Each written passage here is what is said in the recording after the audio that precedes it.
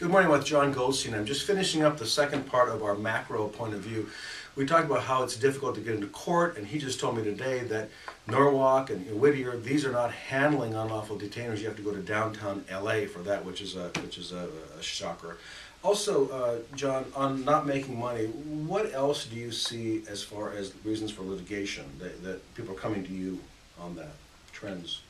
Well, buyers sometimes have buyer's remorse. Number one is they thought that the property was going to have a positive cash flow, and it doesn't. And sometimes it has nothing to do with the seller. Rental conditions change, or they, for whatever reason, you wind up with a couple of vacancies that can turn it from a negative, a positive to a negative. And buyers look to then an excuse to get out of the transaction, to seek rescission and restitution, or they thought that the property would increase in value, and it doesn't, and they're not happy, and they say, gee, my money's tied up here, I could have done something else, and they're looking for a way to get out of the transaction. John, every transaction is different, but from a macro point of view, does the judge say typically to an investor, well, you should have known better, or does the judge look at it and say, well, the consumer needs to be remedied?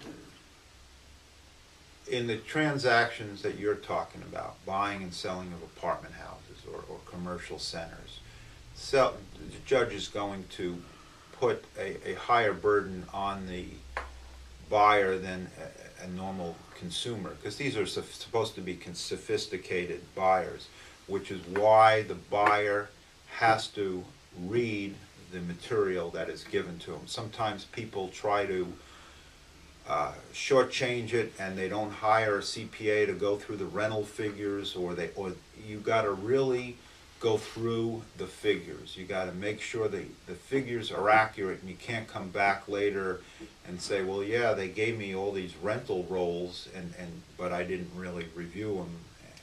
That's where it is. John, last question. The fact that courts are so tied up, does that change your recommendation to a landlord at all? I mean, 5-6 years ago, you go to local court, now you have to go a lot farther. Does that change your advice dealing with the tenant at all? Absolutely.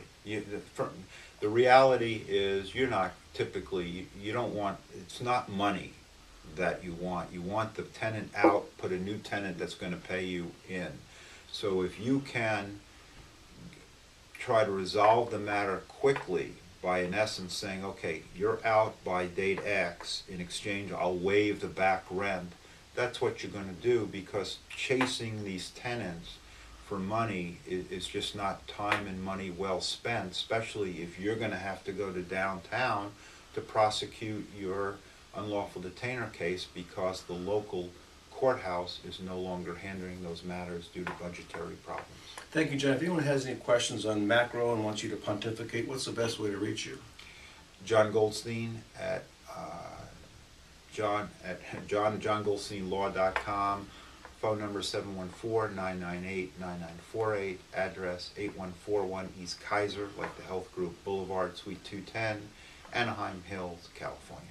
Thanks for coming in, John. I appreciate it. You're welcome.